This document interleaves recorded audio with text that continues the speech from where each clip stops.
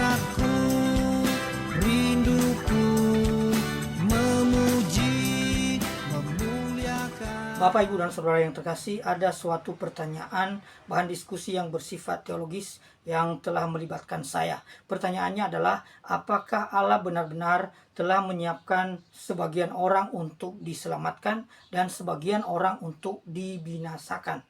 Jadi ada predestinasi, ada reprobasi. Itu dalam bahasa teologia.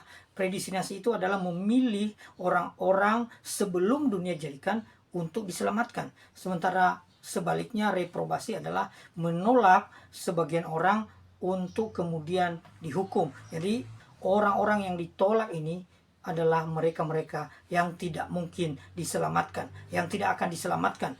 Nah, yang menjadi pertanyaannya, bagaimana keadilan Allah? Kalau memang Allah benar-benar menyiapkan orang-orang, manusia-manusia yang akan dibinasakan, sebagaimana yang terdapat di dalam Roma pasal yang ke-9 ayat yang ke-15 sampai dengan ayat yang ke-25. Saya coba bacakan ayatnya bagi kita ya. Sebab ia berfirman kepada Musa, aku akan menaruh belas kasihan kepada siapa aku mau menaruh belas kasihan, dan aku akan bermurah hati kepada siapa aku mau bermurah hati. Jadi hal itu tidak tergantung pada kehendak orang atau usaha orang, tetapi kepada kemurahan hati Allah. Sebab kitab suci berkata kepada Firaun, itulah sebabnya aku membangkitkan engkau, yaitu supaya aku memperlihatkan kuasaku di dalam engkau, dan supaya namaku dimasyhurkan di seluruh bumi. Jadi ia menaruh belas kasihan kepada siapa yang dikehendakinya, dan ia menegarkan hati siapa yang dikehendakinya. Nah, pertanyaannya, nanti kalau kita lihat di ayat-ayat selanjutnya, memang ada orang-orang yang disiapkan untuk kebinasaan. Nah, di manakah keadilan Allah? Ini pertanyaan yang muncul di dalam bahan diskusi teologia dalam persekutuan kami.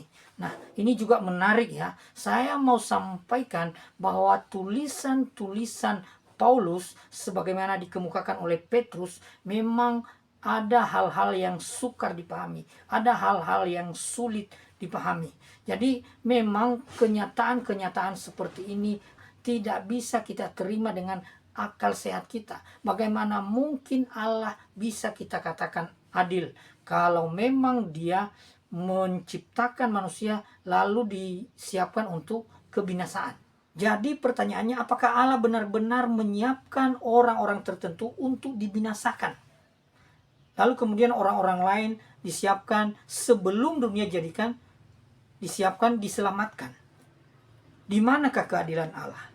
Saya memberikan jawaban secara teologis bahwa Allah tidak mungkin tidak adil. Di dalam seluruh karya dan perbuatan-perbuatan yang Ia lakukan, termasuk keselamatan yang Ia berikan, tidak mungkin salah. Ia adalah benar. Tidak mungkin Allah tidak adil, sebab Allah itu adalah adil. Tidak mungkin Allah tidak kasih, sebab Allah itu adalah kasih. Dan benar apa yang dikatakan oleh Petrus dalam suratnya 2 Petrus pasal 3 ayat 16, bahwa dalam surat kiriman Paulus terdapat beberapa hal yang sukar dipahami. Dan beberapa penafsir mengatakan bahwa memang pernyataan Paulus ini dilatar belakangi oleh penerima surat yang mengkritik cara penyelamatan Allah. Paulus menyimpulkan dalam Roma 11 ayat 32, sebab Allah telah mengurung semua orang dalam ketidaktaatan supaya Ia dapat menunjukkan kemurahannya atas mereka semua. Sesungguhnya Allah itu murah hati, tidak mungkin tidak kasih, sebab Allah adalah kasih. Tetapi bahwa kita tidak paham, bahwa kita tidak mengerti tentang karya-karya yang dilakukan oleh Allah, itu tidak membantah kebenaran Allah. Jadi kita harus tunduk pada kebenaran Allah. Seolah-olah memang dalam pikiran kita Allah tidak adil. Mengapa? Karena sebagian orang dipilih untuk diselamatkan, sementara sebagian orang disiapkan untuk dibinasakan. Itu dalam pikiran kita, itu dalam bahasa manusiawi kita. Ada juga orang yang mencoba memahami, memasukkan di dalam logika supaya bisa dipahami dan berkata begini, Allah telah mengetahui bahwa orang ini nantinya akan menerima keselamatan, sehingga Allah memilih dia untuk diselamatkan. Sementara orang lain ini, Allah dalam pengetahuannya telah mengetahui bahwa orang ini nantinya tetap menolak keselamatan. Nah, ini juga tidak bisa diterima sebenarnya. Sebab apa? Kalau memang demikian, terutama dalam pandangan reform, ini akan sangat ditolak. Sebab ini berarti keselamatan bergantung dari keputusan manusiawinya. Tetapi dikatakan di situ itu tidak tergantung pada kehendak orang atau usaha orang, tetapi kepada kemurahan hati Allah. Dalam teologi reform ada yang disebut dengan kedaulatan Allah. Saya yakin dan saya percaya bahwa Allah memang berdaulat. Tetapi di satu sisi, di sisi lain juga Allah memang benar pada kenyataannya. Allah pasti adil, tidak mungkin tidak adil. Allah pasti benar dalam seluruh karya-karyanya. Dan memang hal ini kadang membuat kita tidak paham, tidak mengerti. Lalu kita mulai berkata Allah tidak benar, Allah tidak adil. Tetapi pada kenyataannya Allah benar, Allah adil. Ada prinsip yang saya mau sampaikan kepada kita. Karya-karya penyelamatan Allah memang kadang tidak masuk akalia kita. Kenapa? Karena karya itu kebanyakan melampaui akal kita, sehingga kita tidak mampu menerimanya. Dan dalam keadaan itu kita berkata Allah tidak adil.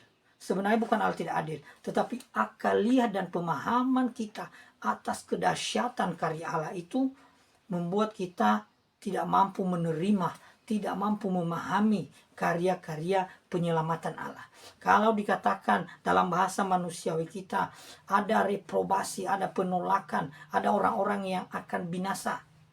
Dan itu Tuhan sudah siapkan, tentukan sebelum dunia dijadikan. Ada juga sebagian orang seperti dalam Efesus pasal yang pertama, kita telah dipilih sebelum dunia dijadikan. Jadi ada orang-orang yang telah dipilih sebelum dunia dijadikan. Kita berkata ini orang belum berbuat apa-apa sudah dipilih, sudah diselamatkan. Nah, ini adalah karya-karya Allah yang dahsyat, yang luar biasa. Tetapi yang sangat penting bagi kita harus menerima apa yang dilakukan oleh Allah. Kita harus percaya apa yang dikerjakan oleh Allah, bahwa itu kebenaran, bahwa itu keadilan, bahwa Allah tetap kasih dan murah hati kepada segala ciptaannya. Pada kenyataannya disebutkan bahwa barang siapa yang mau boleh datang kepada Kristus dan diselamatkan. Ini berlaku untuk semua orang. Jadi apa yang penting saya mau sampaikan kepada kita? Kita terus bersyukur kepada Tuhan. Kita harus menerima segala kebenaran Allah, walaupun itu kadang-kadang tidak bisa kita terima secara akal manusiawi kita. Kita terus bersyukur kepada Tuhan bahwa Ia menyelamatkan kita, bahwa Ia bertindak sesuai dengan kemurahannya untuk menunjukkan kemurahan itu bagi kehidupan kita. Ini yang patut kita syukuri, ya. Kita mesti tunduk pada kebenaran Allah, tunduk pada firman Allah, dan terus memuji, memuliakan Tuhan seumur hidup kita. Amin. hidup